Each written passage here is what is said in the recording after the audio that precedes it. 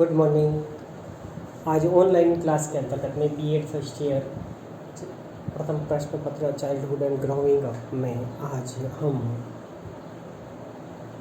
हमारा टॉपिक है शैशवावस्था। कल जो हमने पढ़ा था कि बाल विकास की अवस्थाएं कौन कौन सी होती है, तो हमने 4 अवस्थाओं के बारे में अध्ययन किया था। शैशवावस्था, बाल्यावस्था, किशोरावस्था और प्रौढ़ावस्था, और इनके उपनाम भी हमने देखे, और इसके साथ में इनका कार्यकाल कितना होता है उसके बारे में भी वह हमने देखा था। जैसा कि शैशवावस्था, इसका काल जन्म से 6 वर्ष तक का होता है। इसका काल जन्म से 6 वर्ष तक का माना जाता है। सभी अवस्थाओं में यह महत्वपूर्ण काल माना जाता है।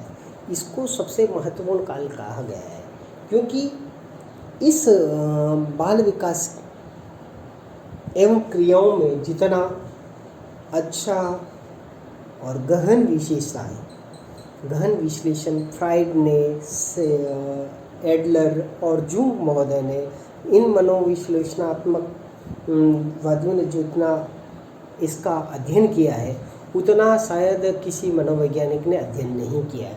और फ्राइड ने यह कहा था कि शिशु में जो काम प्रवृत्ति अधिक प्रबल मात्रा में होती है, यह फ्राइड महोदय ने कहा था। इसके साथ में फ्राइड ने यह कहा था कि मानव शिशु जो कुछ बनता है वह जीवन के प्रारंभिक काल 4-5 वर्षों में बन जाता है। ये किसने कहा था? फ्राइड ने कहा था। इसी के साथ में वैलेंटाइन ने कहा था कि शैशवावस्था सीखने का आदर्श काल कहा गया है। यानी सीखने का आदर्श काल किस अवस्था को कहा जाता है? तो वह शैशवावस्था को। और यह परिभाषा किसने दी थी? वैलेंटाइन ने दी थी। काम की प्रवृत्ति अधिक किस अवस्था में पाई जाती है? तो इसका आंसर होगा शैशवावस्था, और यह परिभाषा फ्राइड ने दी थी। इसके साथ में ही एक क्रो एंड टो ने 20वीं शताब्दी बालकों की शताब्दी के नाम से जानी जाएगी, यह कहा था। किसने? क्रो एंड टो ने। तो अब बालकों की शताब्दी किस अवस्था को कहा गया है? तो वह हम आंसर क्या देंगे? शैशवावस्था को। किस मनोवैज्ञानिक ने कहा है? क्रो एंड टो ने कहा है। इसके साथ में ही हम उपनाम के बारे में, जैसा कि कल हमने शॉर्ट में देखा था, अतार्किक चिंतन की अवस्था, खिलौने की आयु, जीवन का महत्वपूर्ण काल और भावी जीवन की आधारशिला, यह इसकी महत्वपूर्ण इनके उपनाम से इनको जाना जाता है। फिर इनकी विशेषताओं के बारे में जो महत्वपूर्ण अध्ययन करना है हमें, पहला है मानसिक विकास। मानसिक विकास इस अवस्था में अन्य की अपेक्षा उस बालक का मानसिक विकास अधिक होता है। शिशु अपनी बात को प्रकट नहीं कर पाता, बहिर्मुखी नहीं होता है, इसलिए वह क्या होता है? शिशु अंतर्मुखी होता है। अतः वह जन्म से ही रोने, चिल्लाने, हाथ उठाने एवं पाँव को पटकने की क्रिया करता रहता है, जिससे हमें उनके मानसिक विकास का पता चलता है। इसके साथ में फिर आता है आत्म प्रेम की भावना। शिशु के सामने किसी व्यक्ति विशेष के द्वारा किसी अन्य शिशु के प्रति प्रेम भाव नहीं दिख सकता है।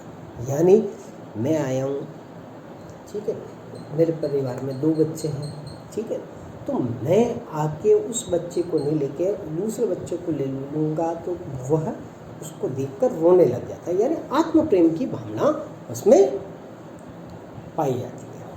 फिर नेक्स्ट आता है सामाजिक विकास। सामाजिक विकास के अंतर्गत बच्चों के परिवार एवं समाज के व्यक्तियों के बीच समायोजन करने की जो प्रक्रिया है, उनका समाज में रहकर ही विकास हो सकता है।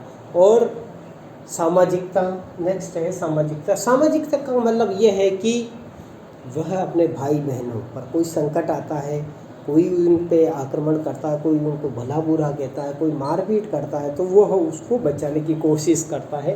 ये सामाजिकता के गुण पाए जाते हैं, सहयोग करने की भावना उनमें पाई जाती है। फिर है शारीरिक विकास। इस अवस्था में बालक का शारीरिक विकास अधिक तीव्र गति से होता है और इससे वह अछूता नहीं रहता है। भाषा विकास के अंतर्गत में बालक जितने अपने हम उम्र के बालकों के साथ में रहेगा तो उससे क्या होगा कि उनका विकास अधिक मात्रा में होगा और इसके कारण उनको कोई किसी प्रकार का संकट नहीं आएगा। तो इस प्रकार हमने देखा कि यह उनकी क्या है, भाषा विकास में वह अधिक से अधिक शब्दों को बोलने का प्रयास करना प्रारंभ कर देता है। इसी के साथ में संवेगात्मक विकास, बालक के अंदर संवेगों की उपलब्धता पाई जाती है और वह उसको प्रकट करता रहता है। तो जिस समय उसको रोने का भाव है, हंसने का भाव है, क्रोध करने का भाव है, सहयोग की भावना है, तो यह भाव वह प्रकट करता रहता है। खेल की प्रवृत्ति, बालक में खेल की भावना ज़्यादा होती है और खेल की भावना में बालक क्या करता है, उन को सजीव रूप से वहाँ पर स्थापित करता है। कभी राजा बनता है, कभी चोर बनता है, कभी सिपाही बनता है। इस प्रकार के गेम वह खेलता रहता है। तो खेल की प्रवृत्ति बालक में पाई जाती है। फिर अनुकरण की प्रवृत्ति, बालक हमेशा अपने परिवार के सदस्यों का अनुकरण करता है। वह ये देखता है कि जैसा परिवार के लोग उसके साथ में व्यवहार करते हैं, अन्य साथियों के साथ में, अन्य परिवार के सदस्यों के साथ में जैसा व्यवहार करते हैं, उसी को देखकर वह क्या करता है, उनका अनुकरण करता है। यदि परिवार में लोग एक दूसरे से झूठ बोलते हैं तो वो बालक भी क्या करेगा, अपने परिवार के साथियों से वह क्या करेगा, परिवार के सदस्यों से झूठ बोलना प्रारंभ कर देगा। ये अनुकरण की गति। फिर आता है जिज्ञासा की तीव्र गति। उस बालक में जानने की इच्छा बहुत ज़्यादा होती है। जिज्ञासु प्रवृत्ति का बालक होता है शैशवावस्था में, और जिज्ञासा प्रवृत्ति के कारण क्या होता है, बालक बहुत अधिक मात्रा में प्रश्न करता है और प्रश्न करते समय ये प्रश्न कर रहा है और परिवार के सदस्य उसके आंसर नहीं देते हैं और उसको डांट देते हैं, तो उसकी जो विकास की गति है वह अवरुद्ध हो जाती है। तो ये जिज्ञासा की तीव्र गति है। तो हमें उसकी जिज्ञासा को बढ़ाना है और उसको सहयोग करना है जिससे कि वह जिज्ञासु बना रहे, ताकि जीवन में आगे बढ़ने के लिए वह जिज्ञासा की प्रवृत्ति का प्रयोग कर सके। कल्पना की प्रवृत्ति, अब तारे, चांद, समुद्र, इनके बारे में कल्पना करना और कहानियाँ सुनाकर, कविता के माध्यम से, इनके माध्यम से आप उसकी कल्पना शक्ति को बढ़ा सकते हैं। तो यह है मुख्य उसकी विशेषताएं।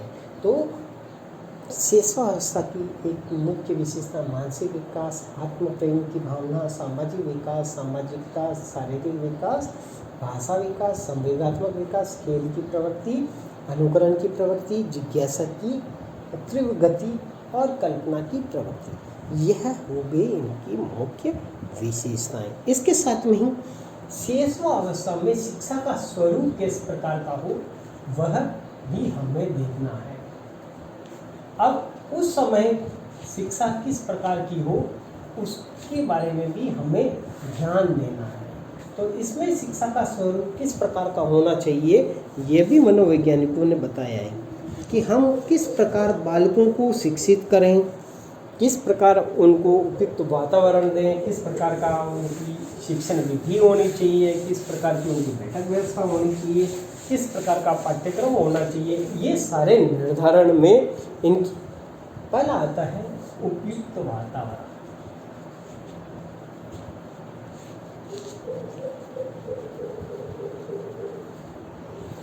यानी बालक को शिक्षा देने के लिए उसके पूर्व में हमें क्या करना पड़ेगा, उसके लिए सुखद वातावरण तैयार करना पड़ेगा।